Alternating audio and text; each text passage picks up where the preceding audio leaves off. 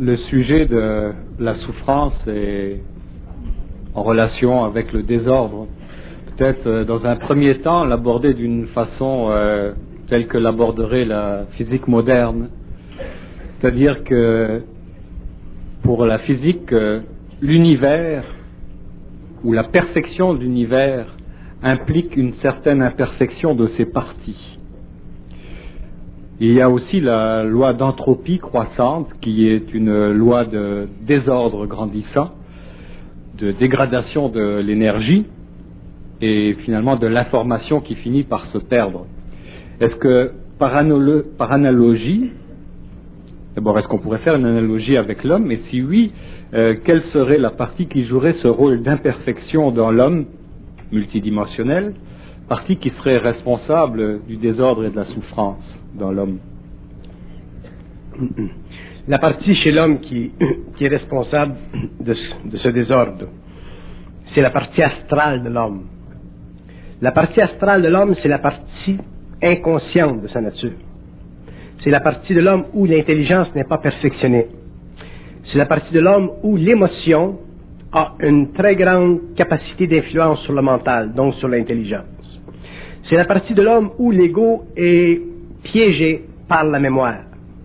C'est la partie de l'homme où l'individu vit en fonction de sa personnalité et non de sa personne. C'est la partie de l'homme où l'ego est incapable, par lui-même, de supporter sa propre lumière. C'est la partie de l'homme où l'ego est incapable de dépasser les limites psychologiques de son moi. C'est la partie de l'homme où l'ego est incapable de faire naître en lui, instantanément, durant la journée, durant la vie, cette identité réelle qui est sienne, qui fait partie du lien universel entre le double et lui-même, donc qui fait partie de la descente sur le plan de l'énergie, de sa réalité cosmique sur le plan matériel. Tout ceci est causé par ce qu'on peut appeler l'influence astrale chez l'être humain.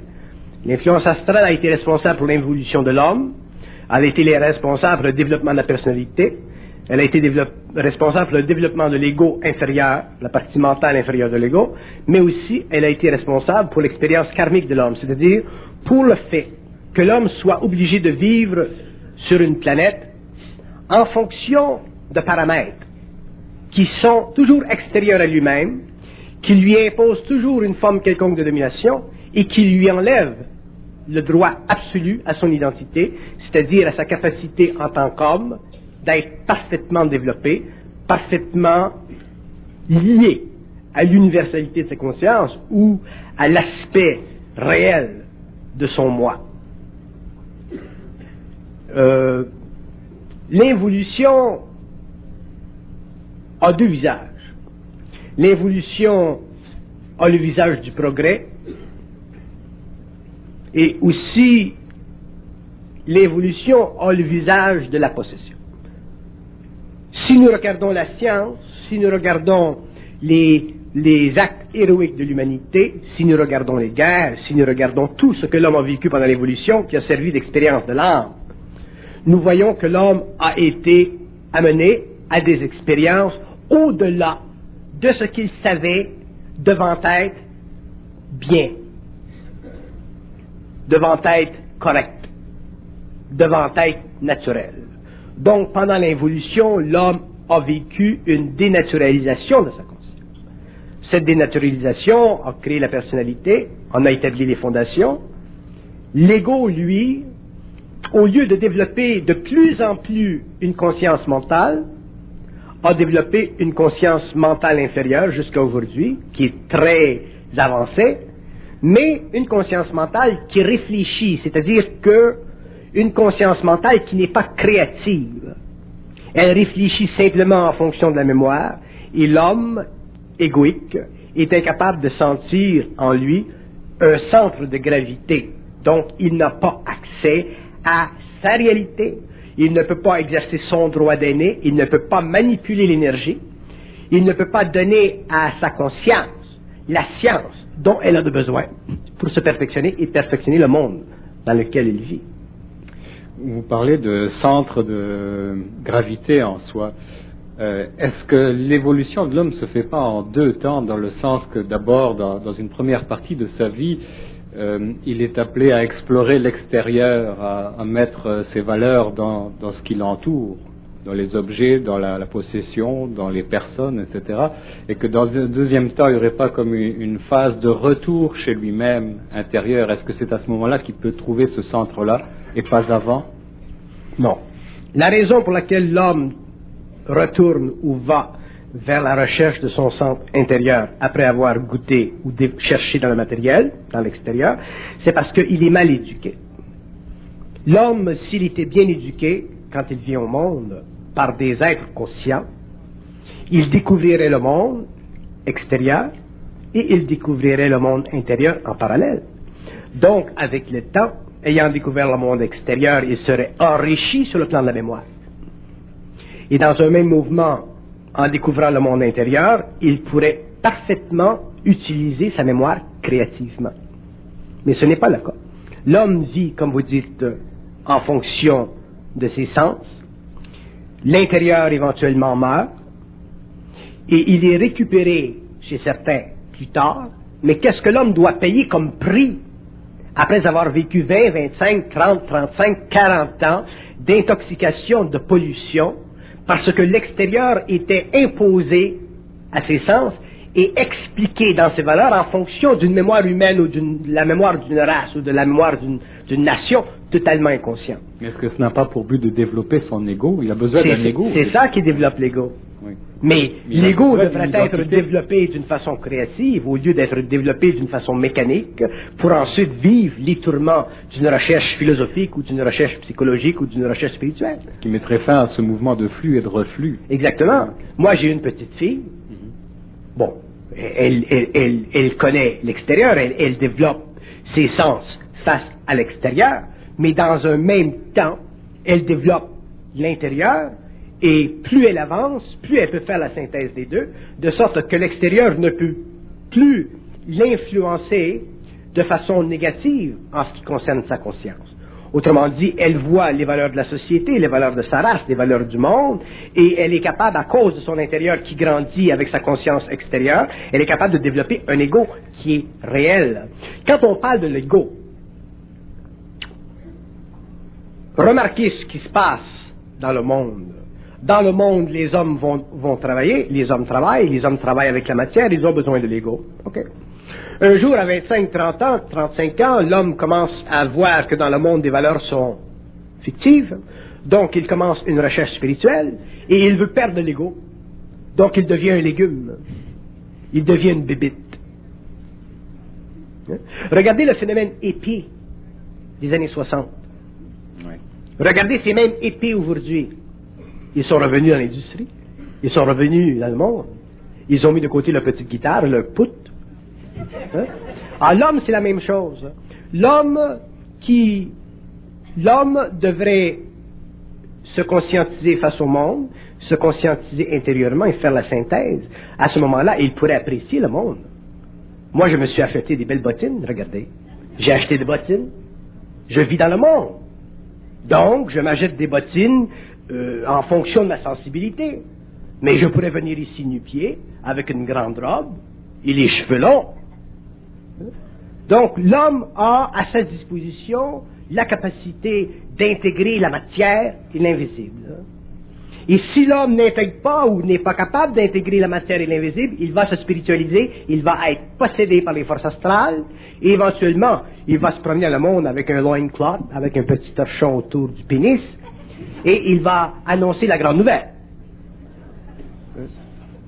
Alors nous vivons au XXe siècle, nous vivons dans un temps où l'humanité a créé de grandes choses, où l'humanité aussi a fait ou peut faire de grandes erreurs, mais ceci fait partie de l'évolution, mais ce n'est pas la fin de la vie sur la Terre.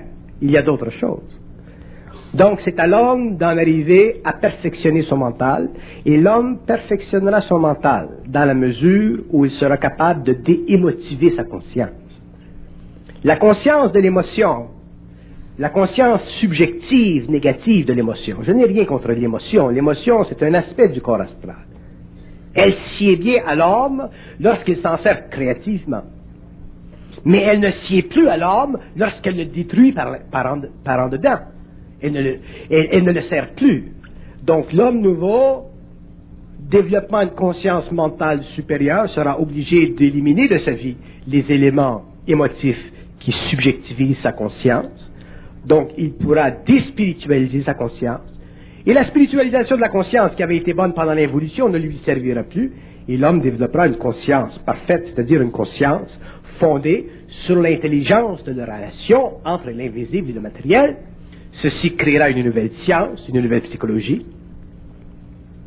Ceci permettra à l'homme de comprendre la vie, sa vie. Ceci permettra à l'homme de comprendre la mort. Ceci permettra à l'homme de comprendre l'immortalité, de comprendre les mondes. Ses corps pourront se séparer à volonté, sans qu'il y ait chez lui de déformation de son être. Donc l'homme pourra agrandir sa vie, et la vie sera à la mesure que lui, profondément dans son intériorité, sait qu'elle doit être, c'est-à-dire parfaite. Mais nous avons des mots dans notre vocabulaire humain qui sont l'expression d'un espoir. Le mot perfection. Pour les hommes, la perfection, ça n'existe pas. Ce sont les Christ qui ont de la perfection. Pour les hommes, le bonheur, ça n'existe pas. C'est quelque chose on court après toujours. Donc, on ne sait pas définir ce que veut dire le bonheur.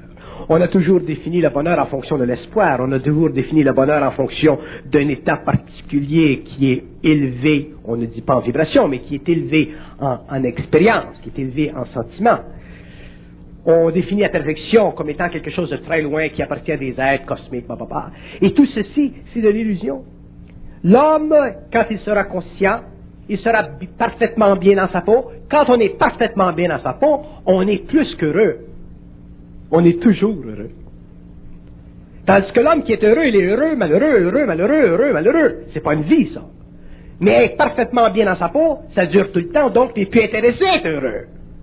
Un homme conscient n'est pas intéressé à être heureux, parce qu'il n'est pas intéressé à vivre la courbe sinusoïdale de sa conscience.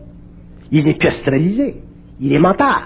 Donc, sa vie est régie par lui. Elle est sous son contrôle. Mais, pour que la vie de l'homme soit sous son contrôle, l'homme de l'avenir, il faut que l'homme de l'avenir définisse son rôle en fonction de la force de vie. Pendant l'évolution, la vie, pour nous, ça a été quelque chose qui est plus grand que nous. Ça a été quelque chose de cosmique. Ça a été quelque chose qui vient de Dieu. Ça a été quelque chose qui vient d'ici ou qui vient de là.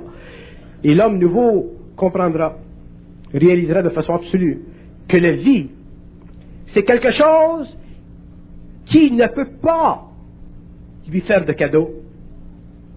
La vie, c'est quelque chose qui en elle-même est imparfaite. La vie devient parfaite lorsque l'homme en comprend les lois mentales. À ce moment-là, l'homme ne vivra plus la vie comme il l'a fait pendant l'évolution, donc il ne sera plus existentiel. Il sera simplement un être créateur. La vie sera sous son contrôle. Et étant sous son contrôle, l'homme ne pourra plus mourir dans le sens archaïque du terme. Lorsqu'il sera fatigué d'être sur le plan matériel, il changera simplement de plan et continuera sa conscience. Mais pour que l'homme comprenne ceci, il faut qu'il se prenne en main. Mais où? Au niveau de ses émotions. Le plus grand problème de l'humanité, que vous soyez d'une race ou d'une autre, ou d'une nation ou d'une autre, ou d'une culture ou d'une autre, ou d'un temps ou d'une autre, c'est l'émotivité. Et c'est à travers l'émotion que le monde de la mort se nourrit de l'homme. Parce que l'émotion, c'est une vibration animale qui fait partie de la conscience karmique de l'homme, qui fait partie de la conscience expérientielle de l'homme, qui fait partie de la conscience astrale de l'homme. Et cette énergie, elle est utile seulement dans la mesure où elle ne le nuit pas.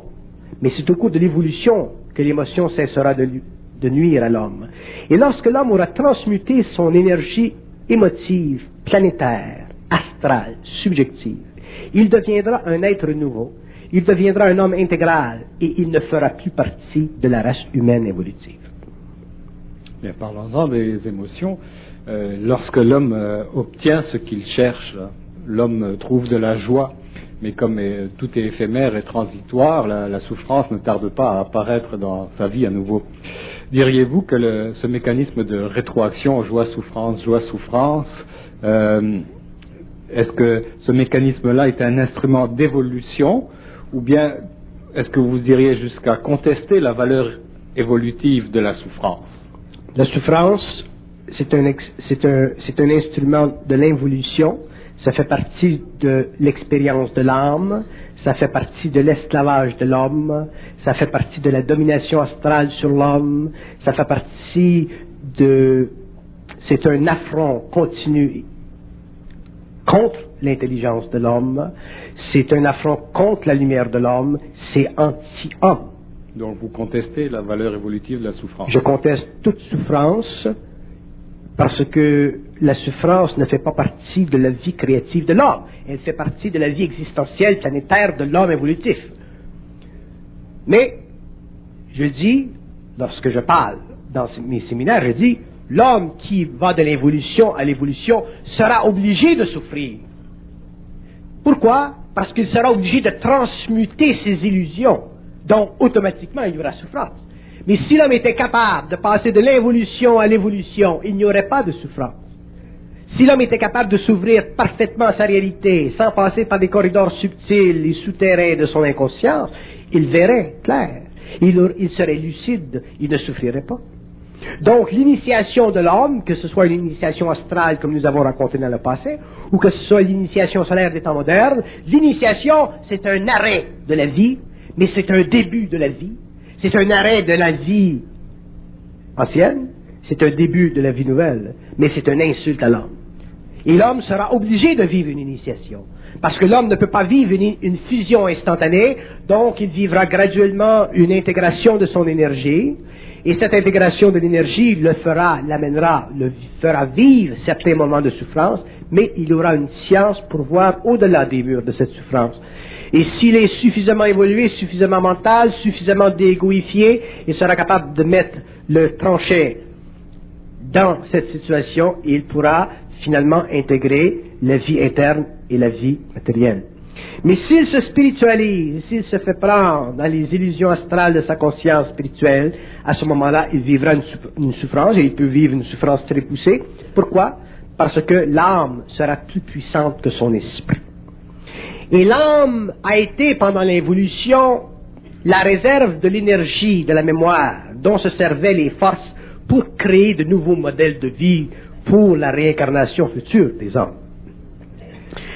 Mais au cours de l'évolution, l'âme sera totalement brûlée par le feu de l'esprit. C'est pourquoi les hommes qui deviendront de plus en plus conscients au cours de l'évolution verront graduellement ou sentiront graduellement une perte de la mémoire. L'homme verra qu'il n'a pas la mémoire qu'il avait auparavant, qu'elle lui coule entre les doigts. Et il y aura remplacement de cette mémoire mécanique astrale par la mémoire cosmique instantanée qui sera le produit de l'action du double à travers l'ego mentalisé.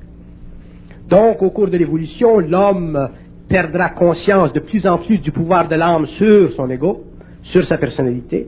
Et c'est pourquoi l'homme deviendra de moins en moins astral. C'est pour ça que l'homme conscient de demain ne pourra plus utiliser son corps astral dans ses expériences occultes, perdra ses facultés astrales, psychiques de guérison, pour finalement en arriver à l'utilisation du corps éthérique qui est sous l'empire de sa volonté, sous l'empire de son intelligence. Et englobé totalement dans la faculté créative de son propre amour cosmique universel, cet homme pourra travailler avec les hommes, pourra utiliser cette énergie qui est dans le monde, qui passe à travers ses sens, mais il le fera d'une façon non égoïque et non spirituelle.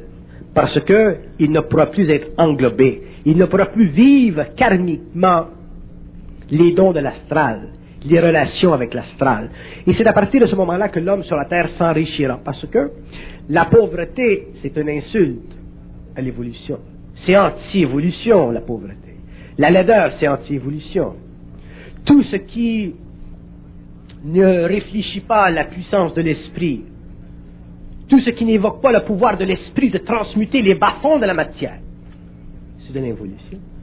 Donc, si l'homme, pendant l'évolution, a cru au pouvoir ou à la valeur de la pauvreté, ou a cru au pouvoir ou à la valeur de la souffrance, ça faisait partie de son initiation astrale, ça faisait partie de ses illusions spirituelles. Mais l'homme un jour devra dépasser cette conscience inférieure de l'évolution planétaire et il verra que ce qui a été fait, utilisé, expérimenté dans le passé, faisait partie de la conscience expérimentale de l'humanité. Alors que l'homme doit avoir une conscience créative et non pas une conscience expérimentale. L'homme n'est pas un animal intelligent. L'homme est un être créateur. Le concept sociologique ou biologique que l'homme est un animal intelligent, c'est un concept qui est totalement astralisé. L'homme, c'est un être de lumière. La lumière, elle est cachée sous le boisseau d'une corporalité. Mais l'homme ne pourra jamais dépasser le statut planétaire de l'animal intelligent pour vivre de ce statut universel de l'être créateur en fusion avec sa propre énergie, en fusion avec sa propre conscience, son propre être, tant qu'il n'aura pas dépassé les conditions psychologiques de l'ego qui ont été établies pendant l'évolution pour le garder dans une noirceur, mais dans un même temps pour développer la partie inférieure de l'ego. Donc, tout ce qui a été fait pendant l'évolution, souvent les gens me demandent, qu'est-ce que vous pensez de ceci, qu'est-ce que vous pensez de cela? Tout ce qui s'est passé, tout ce que l'homme a fait, tout ce que l'homme a vécu pendant l'évolution qui était nécessaire, ça faisait partie de sa longueur d'onde. Mais la longueur d'onde de l'homme nouveau, de l'homme intégral, serait différente. Parce que nous entrons dans un temps, ce que vous appelez l'ère du Verseau, nous entrons dans un temps où la lumière descend sur le plan matériel, où la lumière descend dans l'homme, et où la lumière fusionne avec l'homme, et où la lumière rendra à l'homme ce qui lui a été enlevé lorsque les pères de la race ont donné naissance aux fils de la race. Donc l'homme pourra retourner à ses origines planétaires, ou à ses origines interplanétaires, mais il ne perdra jamais le contact avec le double, donc l'homme aura une conscience immortelle.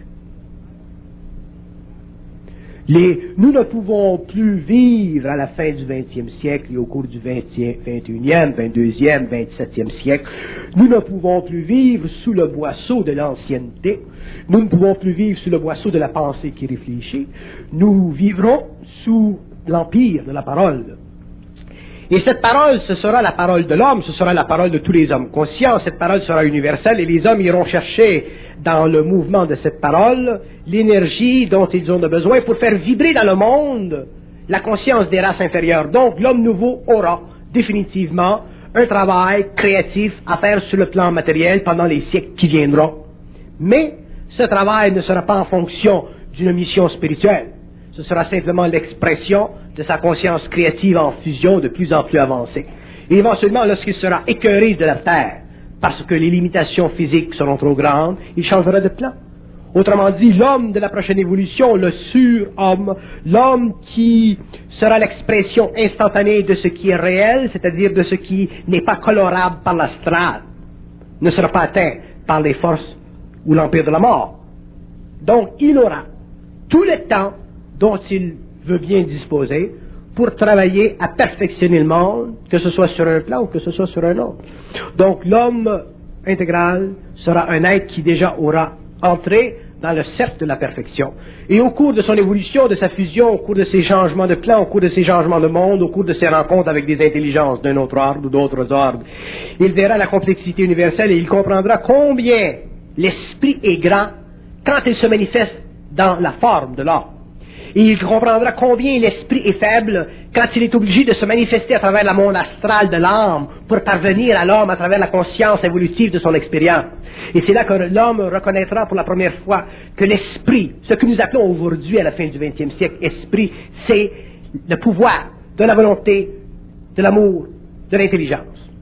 Et le pouvoir de l'amour, de l'intelligence et de la volonté est fondé sur l'aspect gravitaire de tous les systèmes cosmiques. Donc, la volonté, l'intelligence et l'amour ne sont pas des aspects psychologiques de la personnalité. Ce ne sont pas non plus des formulations créatives de la personne. Ce sont des aspects créatifs de l'univers en fonction qui supportent la totalité des conventions psychiques, matérielles, psychomatérielles, métamatérielles de l'univers qu'on appelle la gravité, les trous noirs, les inversions d'énergie, la polarisation de la lumière, les extrapolations des tunnels de vie et de temps, la construction des mondes mentaux, l'extrapolation des vies mentales en dehors du temps et de l'espace, qu'on appelle dans le passé les esprits de la forme. L'homme comprendra tout. Pourquoi? Parce qu'il n'y aura plus en lui de mémoire astrale. Il n'y aura plus en lui d'âme qui retarde l'évolution, mais qui fait progressivement son travail. L'homme sera dans un autre temps. Il s'invitera naturellement à la table de la richesse Et cette table de la richesse, c'est le savoir. C'est une table de richesse qui appartient à tous les hommes, qui appartient à tous les êtres, qui appartient à tous les hommes sur la Terre, qui appartient à tous les hommes dans la galaxie, et qui fait partie de ce que nous appelons la convention des Melchisédek. Autrement dit, qui fait partie de ce que l'homme doit savoir afin de créer avec la lumière les besoins des humanités en évolution, dans le but de perfectionner les mantaras, dans le but de perfectionner les grands espaces, qui ne sont pas simplement spatiaux et matériels, mais qui sont aussi éthérico-matériels. Donc l'homme devra ouvrir sa conscience, mais l'outil qu'il utilisera pour ouvrir sa conscience, ce sera la parole, ce ne sera plus la pensée. Un homme qui pense ne peut rien savoir. Il peut simplement réfléchir à ce qui a été su, ce qui a été dit, ce qui a été répété. Mais l'homme qui veut savoir, ou qui doit savoir, ou qui saura, le saura par la parole. Et lorsqu'il entendra un homme qui a la parole, il sera obligé de dire « cet homme parle, cet homme parle, cet homme parle ». Parce que la parole, ça ne se discute pas sur le plan de la valeur. La parole, ça n'appartient pas à l'ego. La parole, ça ne fait pas partie de l'ego. La parole, ça fait partie de la fusion de l'énergie avec l'ego. La parole, ça fait partie de la descente de la conscience supramentale sur la terre. La parole, ça n'appartient pas à l'homme. Ça vient de l'esprit. Ça passe par l'homme et ça retourne à l'homme et ça retourne à l'esprit. Et un jour, il n'y aura plus sur la terre d'homme. Il n'y aura plus d'homme dans la forme corporelle. Les hommes seront dans une conscience éthérisée. Ce sera l'envol de l'humanité vers la conscience jupitérienne. Donc à ce moment-là, l'homme ne parlera plus, l'homme perdra sa faculté de parole et l'homme fonctionnera d'une façon simplement télépathique. Ah ben, je dois être en avance, moi. J'ai perdu la faculté de parler en vous écoutant. Bien, il y a énormément de gens aujourd'hui qui, blague à part, qui souffrent parce qu'ils tentent de réaliser un couple réel, non pas un couple psychologique. Pourriez-vous leur donner des points de repère, des paramètres, une définition de ce couple réel? Comment est-ce qu'on reconnaît le partenaire réel dans la vie? Dans un couple réel, les conventions sont renversées. L'aspect astral de la conscience des deux partenaires est éliminé. Autrement dit, dans un couple réel, ce n'est pas l'aspect astral qui est le paramètre de mesure de la valeur du couple, c'est l'aspect de l'esprit. Donc l'homme qui a de l'esprit rencontre la femme qui a de l'esprit, il commence à former un couple réel. Les esprits avec le temps s'ajustent et les aspects astraux conviennent simplement à leur plaisir humain, matériel, charnel, physique. Donc l'homme dans le couple réel vivra l'esprit de ce couple. Il vivra dans son esprit en relation avec l'esprit de son partenaire. Donc il y aura dans l'aspect mental du couple une harmonie parfaite. Cette harmonie parfaite viendra ensuite se déverser sur les plans inférieurs de la conscience, donc il y aura une harmonie de plus en plus perfectionnée sur les autres plans. Mais l'aspect astral de la conscience de ces couples sera rendu créatif au lieu de servir comme élément de mesure pour l'atteinte à un bonheur de couple comme nous avons fait pendant l'évolution. Donc le couple évolutif sera détruit. Autrement dit, le couple où l'aspect astral est le facteur dominant de la conscience du couple sera détruit, parce qu'un homme qui a de l'esprit ou une femme qui a de l'esprit dans un couple ou individuellement ne pourra pas à long terme, et je dis à long terme, supporter un être qui n'a pas d'esprit, qui a simplement de l'âme. Donc nous verrons avec le temps des couples se former, à l'intérieur desquels l'esprit sera parfaitement unifié. Ces couples seront dépersonnalisés et retrouveront et découvriront la personne de leur réalité, la personne intégrale de leur réalité, mais à deux. Donc ces couples ne seront plus assujettissables d'une part ou d'autre. La femme ne sera plus assujettissable au mari, l'homme à la femme. Ce sera un équilibre parfait. La femme trouvera sa place dans le monde, l'homme trouvera sa place dans le monde. Les deux auront et partageront la même énergie de l'esprit. Donc sur le plan du couple, ils seront parfaitement heureux parce qu'ils seront eux-mêmes parfaitement bien dans leur peau. Ils ne chercheront pas à être heureux, ils seront bien dans leur peau. Un être ou deux êtres qui sont bien dans leur peau, automatiquement créent un couple parfaitement sélectionné. Mais ce couple se sélectionnera dans la mesure où l'astralisation des cordes psychologiques de la personnalité de l'ego deviendront de plus en plus affaiblies. Et si pour une raison ou une autre, qui fait partie de l'expérience karmique de l'âme ou de l'expérience karmique des deux âmes, un couple, un être, a trop d'esprit pour l'autre, il y aura quelque part dans la scission. Un couple, un homme qui a de l'esprit ne peut pas vivre, je dis un homme génériquement, un être qui a de l'esprit ne peut pas vivre avec un être qui n'a pas d'esprit.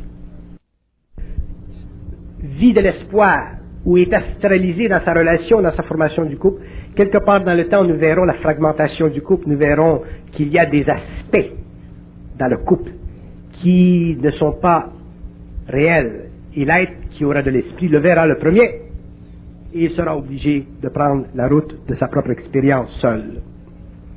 Ici, par contre, dans leur vie, sur le plan de l'âme, ils ont été amenés ensemble, mais qu'ils ont été aussi amenés à vivre et à connaître leur esprit. Ils perfectionneront leur couple, ils transmuteront leur couple, ils continueront leur couple, mais ce sera un couple nouveau. Ce sera un couple universalisé à la conscience.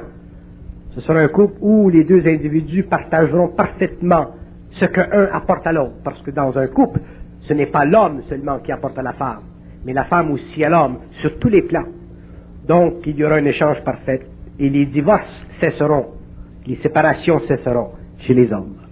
La raison pour laquelle il y a tant de divorces dans le monde aujourd'hui, tant de séparations, c'est parce que nous vivons dans un temps où les hommes ont été astralisés à un point où ils ont pris la liberté dans le couple ou dans la vie sociale comme étant une expérience valable, alors que la liberté est simplement une manifestation astrale de leur conscience pour les amener à vivre encore de la souffrance. Il y a beaucoup de couples dans le monde qui se sont fracturés, qui se sont brisés parce que les hommes et les femmes dans ces couples n'ont pas vu plus loin que le plan astral de leur conscience.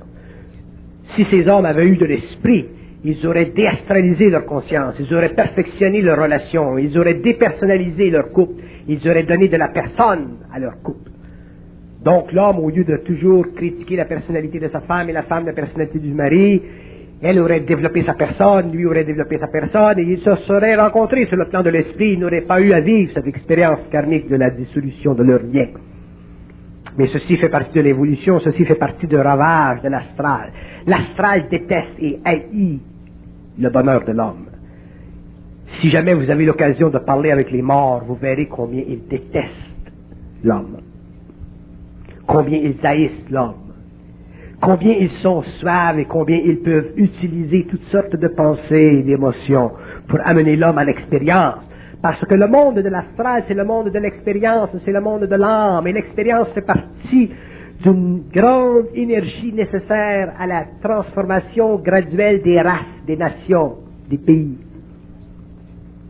Mais l'homme conscient, l'homme dans son unicité de conscience demain, ne vivra plus d'expérience. Et à partir du moment sur une planète où un homme ne vit plus d'expérience, il devient maître de sa propre vie, il est maître dans la vie, et avec l'évolution de sa conscience, éventuellement il entre dans d'autres domaines de la vie, et il s'aperçoit que la vie qu'il vit, c'est la vie qui devrait être vécue par les hommes de sa planète. Ceci fait partie de l'évolution. Donc la scission et la rupture des couples, j'invite les gens à bien écouter parce que je sais qu'au cours de l'évolution future, au cours des générations qui viendront, les hommes qui entreront dans des domaines de conscience et de connaissances plus avancés seront facilement des proies à l'astralisation de la conscience et l'homme pensera que c'est lui qui a raison et c'est lui qui est plus évolué que la petite femme dans la cuisine. Et les hommes découvriront que la petite femme dans la cuisine, elle a une fonction créative sur le plan de l'esprit et c'est de la protéger de ses idioties astralisées. Ça, ce serait intéressant à développer, à localiser, à préciser. Oui, ok.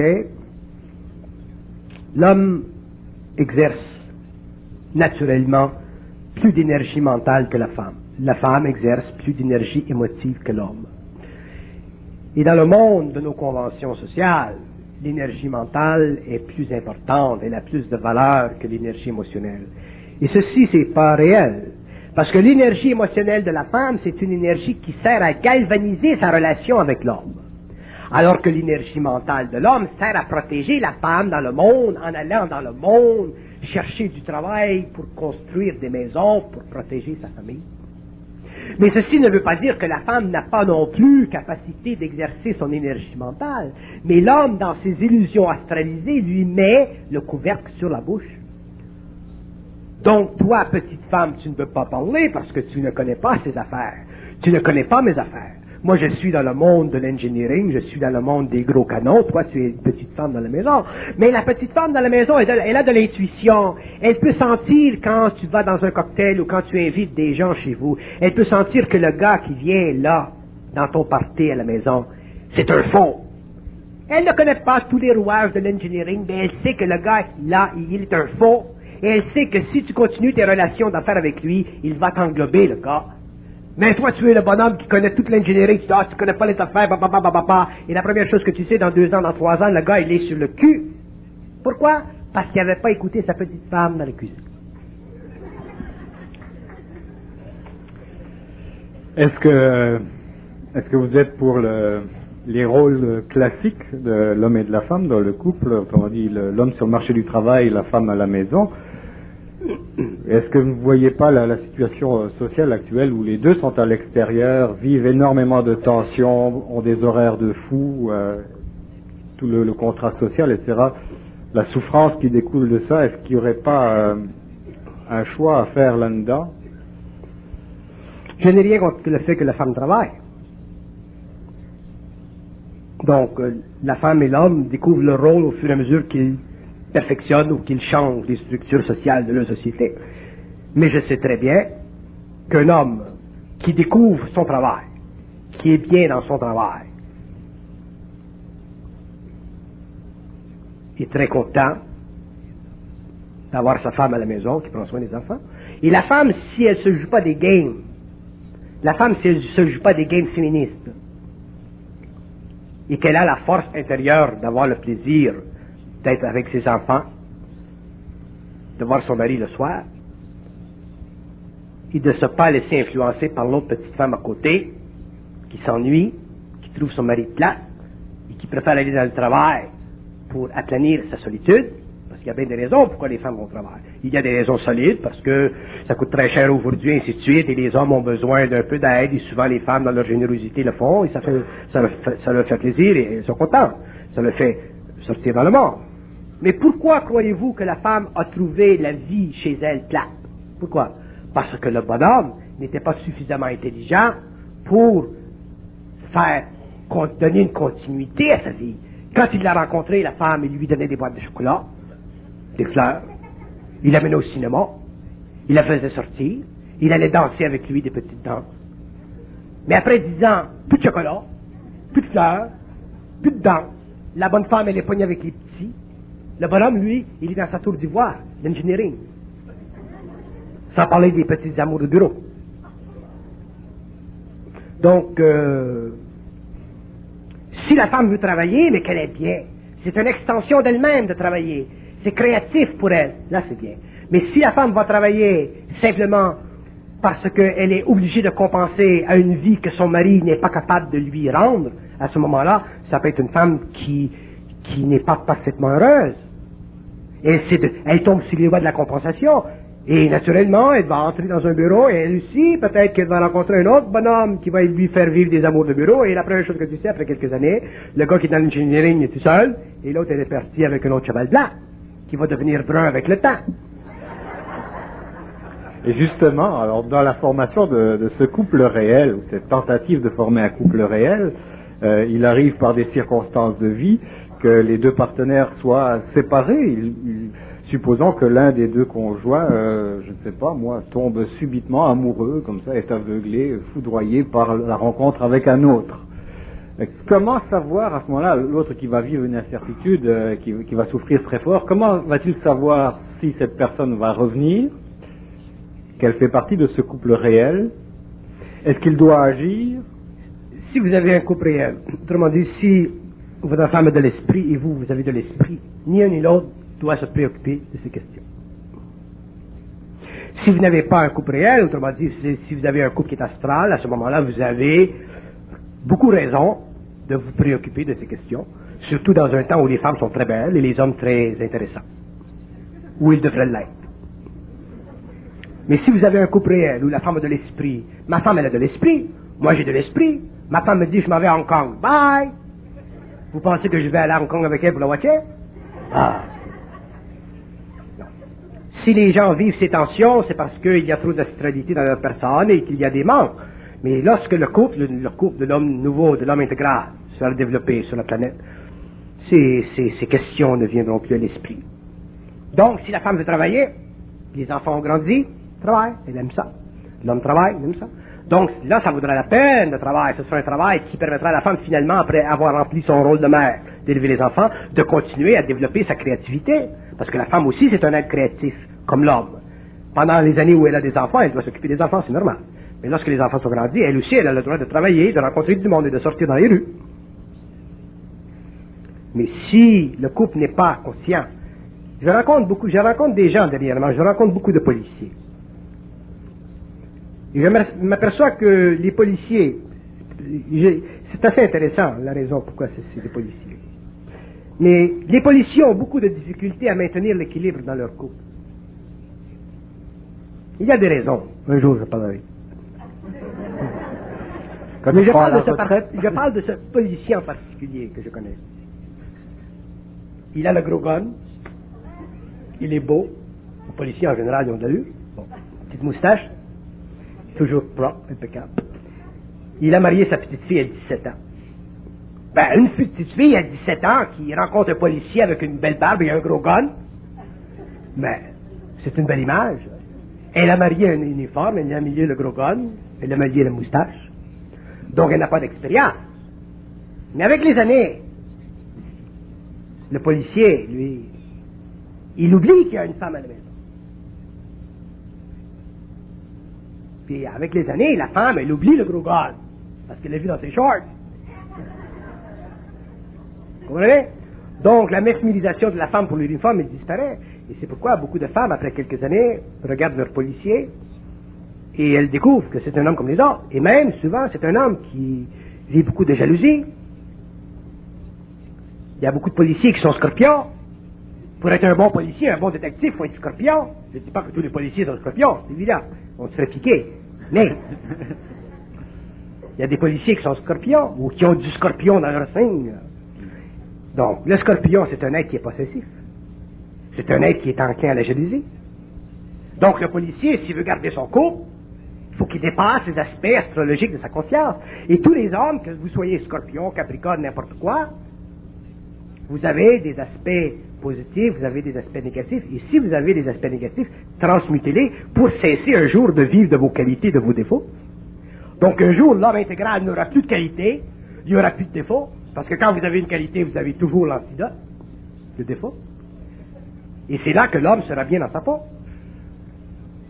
Donc, la transmutation de la conscience, l'élévation de la conscience, la réalisation de la manipulation de l'astral à travers le mental de l'homme, qui crée toutes ces affabulations psychologiques ou toutes ces déformations astrologiques, un jour l'homme comprendra ces lois. Il pourra travailler sur ceci.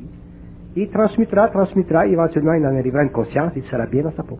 Donc ce sera un policier, qui sera bien, il y aura de l'esprit, sa femme aura de l'esprit, et ça fera un beau couple.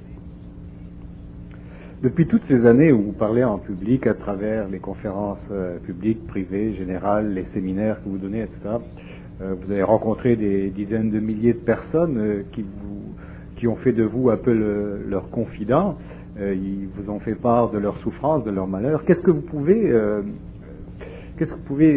reconnaître comme élément de souffrance qui revient le plus souvent dans ces confessions? De quoi les gens souffrent-ils? Avec quoi en arrachent-ils? Les gens souffrent beaucoup au niveau de leur sexualité. Plus que vous pensez.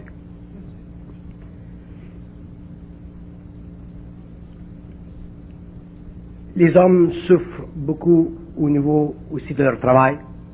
Et les femmes souffrent au niveau de l'amour. Donc pour moi, il y a 3 grandes souffrances. La sexualité, le travail et l'amour. Le reste, c'est des sous-souffrances. Mais la souffrance de l'homme, tout le monde dans la salle souffre soit de sexualité, de travail ou d'amour. Et si nous regardons le problème profondément, quand on prend des individus, on ramène tout ceci à ces 3 paramètres-là. Je vous donne un autre exemple. Ça, c'est un exemple que je suis en train de développer dernièrement. Mais j'en parle d'une façon très, très objective. On peut, avec ces 3 paramètres-là, faire une étude de la personnalité totalement. Il y a des hommes qui ont de la race, des êtres qui sont racés, il y a des êtres qui ont du style, et il y a des êtres qui ont ce que vous appelez de la classe. Vous prenez ces 3 paramètres-là, et il y a des hommes qui ont de la race, du style, pas de classe, de la classe, pas de style ou de la race. Il y en a qui ont un petit peu de race, un petit peu de classe, un petit peu de style. Et si une personne a simplement un des deux paramètres, il y a des problèmes. S'il a deux, il est correct. Quelle nuance êtes-vous entre la race, le style, Il faudrait que je le parle. Il y a des sous-conditions. J'ai parlé dernièrement de ceci à quelqu'un. Et je vais probablement le ramener quelque part dans le temps. Mais le mot race, le mot style, le mot classe, ce sont simplement des concepts qui identifient l'ego dans sa psychologie subjective. Et dans sa psychologie subjective, il peut perfectionner ses... Bon, je vous donne un exemple stupide. Supposons que vous avez le nez ici, par là. OK? Vous allez avoir de la race. Mais ça va être péjoratif, la race.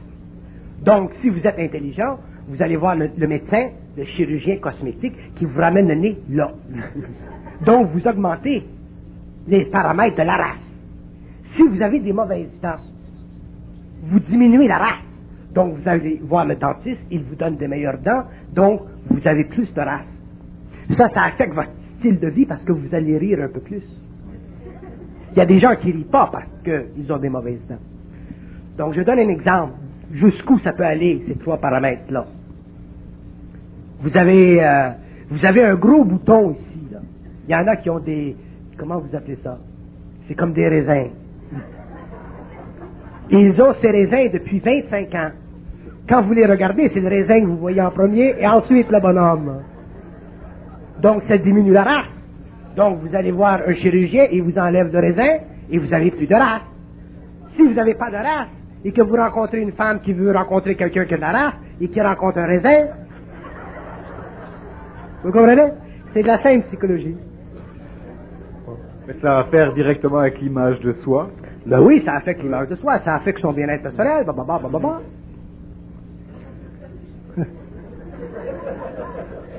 C'est moi ça qu'on parle de la sexualité, et puis... Je connais des femmes qui ont beaucoup de seins. Ils ont des seins. Ils sont saintes. Elles sont réellement des saintes. S'il y en a trop, on diminue. On va voir le chirurgien, il en enlève, c'est plus normal.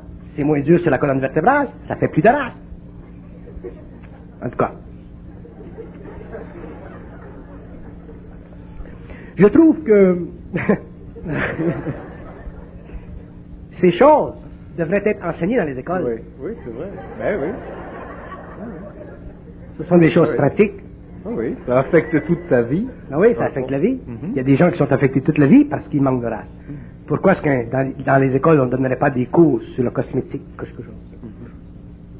Mais ça, l'esthétique, oui. L'esthétique.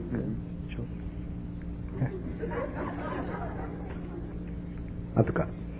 Vous savez, depuis qu'on a commencé ces entretiens, il ne s'est pas passé une seule fois sans que quelqu'un vienne me voir pour me dire « Fais donc parler, Bernard, de l'homosexualité. » Oui. L'homosexualité, un homme ou une femme qui vit l'homosexualité, la première chose qu'elle doit faire, c'est se désengager psychologiquement de la valeur négative de l'homosexualité. Parce que l'homosexualité, c'est une expérience de l'âme. Ça fait partie de la mémoire de l'âme. Si un être efféminé meurt et se réincarne trop rapidement, la mémoire demeure, donc l'être qui revient devient facilement homosexuel. Donc, l'homosexualité, c'est une condition qui, avec le temps, peut être changée chez l'homme. Autrement dit, si l'homme est capable d'abord de vivre son homosexualité de façon intelligente, normale, non sodomique, à ce moment-là, avec le temps, il est la science interne qui peut transmuter cette mémoire, et éventuellement, il pourra en arriver à sortir de cette polarisation de son corps astral et revenir à une sexualité considérée biologiquement stable.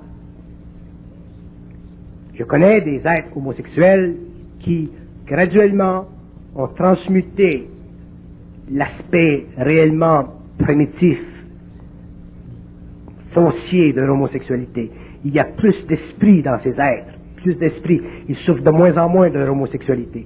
Et avec l'évolution, ils en arriveront, certains, à pouvoir sortir complètement. Mais ça demande beaucoup de force parce que l'homosexualité, c'est le pouvoir du corps astral ou de l'astral sur l'homme, sur les parties génitales de l'homme et sur la partie émotive de l'homme. Donc, pour pouvoir briser le pouvoir de cette mémoire, il faut avoir une très grande volonté. parce que ça implique dépasser la qualité émotive de la personnalité, qui est très marquante chez ces êtres, et aussi dépasser la qualité sexuelle de leur énergie sexuelle, reliée à cette émotivité-là, et ceci, ça demande énormément de volonté. Ça demande presque un état de fusion avancé pour que l'ego puisse prendre son énergie et la faire descendre sur le plan matériel selon sa volonté et non pas selon la mémoire de sa conscience astrale. Mais nous avons de plus en plus l'instruction, la science de ce phénomène-là. Mais pour le moment, sur le plan personnel, les individus qui vivent l'homosexualité doivent se désengager psychologiquement de la valeur négative de cette expérience qu'ils connaissent. Ensuite, ils pourront aller plus loin. Mais s'ils ne se désengagent pas de ceci, ils vivront une culpabilité, ils vivront ceci, ils vivront cela.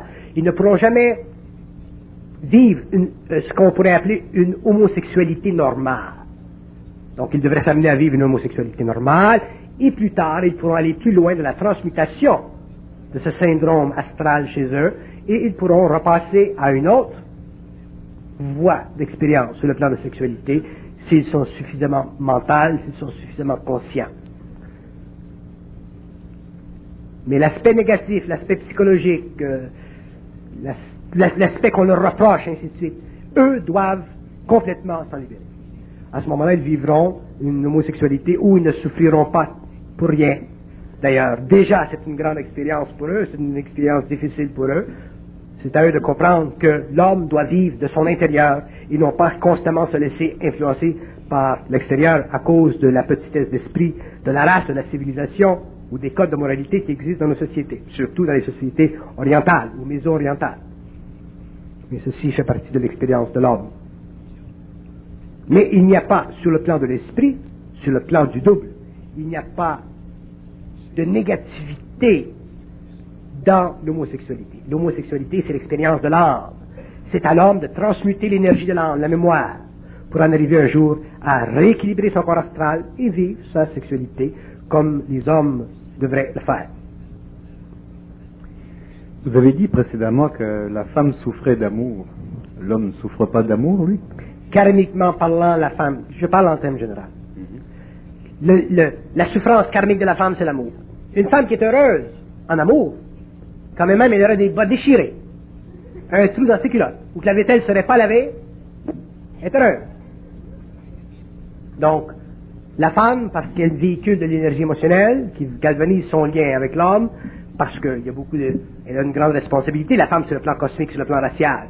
Elle donne naissance à des enfants, elle doit aimer, ainsi de suite. Elle a besoin d'un mari qui reste à la maison, qu'elle peut aimer pour que le noyau familial se forme, ainsi de suite. Donc la femme, elle est construite d'une certaine façon qui fait que, karmiquement parlant, où elle souffre dans son universalité, c'est à travers le phénomène de l'amour.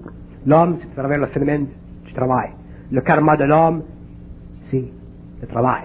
Évidemment, la femme peut souffrir dans le travail comme l'homme peut souffrir dans le travail, mais je parle karmiquement parlant, la femme c'est l'amour, l'homme c'est le travail. Et les deux, la sexualité en souffre aussi.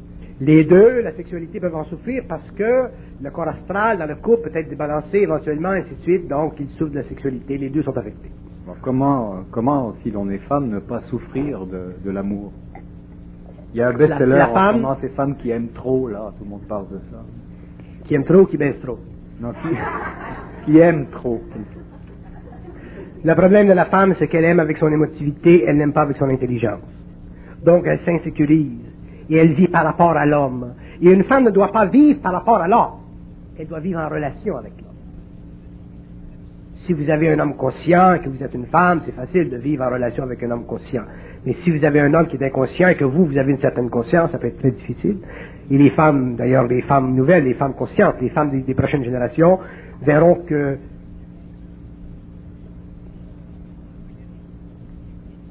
leur regard est dirigé vers la découverte, la rencontre avec un homme conscient. Il y aura un temps pour ceci. Donc, en attendant, il y aura de l'expérience, il y aura perfectionnement d'un corps émotionnel. Parce que la femme, c'est un être qui est capable d'être mental, comme l'homme qui est capable d'être mental. Mais c'est un mental supérieur. Mais elle gardera toujours l'aspect émotif de sa conscience, comme l'homme gardera toujours l'aspect mental de sa conscience. Mais ils auront tous les deux de l'esprit. À ce moment-là, si la femme est de l'esprit, elle ne souffrira pas pour rien de l'amour. Elle ne gardera pas le cœur sur le bras. Et la femme, elle a toujours le cœur sur le bras. Elle est toujours prête à donner. Parce qu'elle a peur de perdre, elle a peur d'être seule. Elle n'aime pas la solitude. Et ça, c'est une illusion. Si la femme, elle est mentale, elle pourra manifester son énergie dans le monde d'une façon créative. Et l'homme le verra, l'homme sera intéressé. Mais si la femme vit trop d'émotivité, si elle est trop poignée dans cet amour, cet égrégore astral, l'homme le sent. L'homme est un chasseur, l'homme c'est un homme qui... L'homme aime chasser, l'homme n'aime pas que les choses soient faciles. L'homme n'aime pas être rattaché, c'est sa nature. Donc la femme doit être mentale. Si la femme est mentale, l'homme ne sent pas qu'il est rattaché, emprisonné. Il est bien avec la femme. Donc il se crée une atmosphère mentale chez les deux. Ils sont tous les deux bien. Et comment ne pas souffrir du travail? Ne pas souffrir du travail.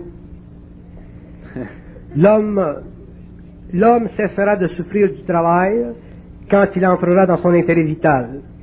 Quand il fera le travail qui lui convient en tant qu'esprit, qui convient à son esprit. Si l'homme fait un travail qui convient simplement à la mémoire ou à des mécanismes qui ont amené vers lui telle profession ou telle profession, si le moindrement il se sensibilise, si le moindrement il se conscientise, il va perdre l'intérêt parce que dans le travail auparavant, l'homme avait l'intérêt astral, il y avait le statut, il y avait toute une formation psychologique de l'ego. Mais lorsque l'homme va commencer à perdre ceci, et qu'il va demeurer de plus en plus avec sa réalité, il va voir que le travail peut-être ne convient pas à sa réalité. Donc il y aura un temps où il devra passer de l'insatisfaction avec un travail pour en arriver finalement à son travail, son œuvre. Parce que karmiquement, cosmiquement, l'homme ne doit pas travailler. Karmiquement, l'homme travaille, mais cosmiquement, l'homme œuvre. Donc, un homme qui est dans sa conscience créative, dans son élan vital, ce n'est pas du travail. Moi, ce n'est pas du travail quand je viens ici. C'est un plaisir constant. J'œuvre. L'homme œuvre. Vous, je suis persuadé que c'est la même chose. C'est une œuvre. On entre dans l'œuvre. Autrement dit, on entre dans la partie créative de l'action de l'homme sur le plan matériel. À ce moment-là, l'homme ne souffre plus. Et plus le temps passe, plus il s'ajuste dans ses vibrations, et éventuellement, avec les années, il en arrivera un jour à faire ce qu'il veut sur le plan matériel. Mais si l'homme vit par rapport à ce que la société a de besoin, si l'homme vit par rapport à la mémoire, si l'homme vit constamment par rapport à les éléments carriéristes de sa conscience évolutive, éventuellement, s'il est le moindrement sensible, il va sentir que le système ne lui offre pas ce que lui a de besoin pour dépasser la survie. Merci beaucoup, Bernard.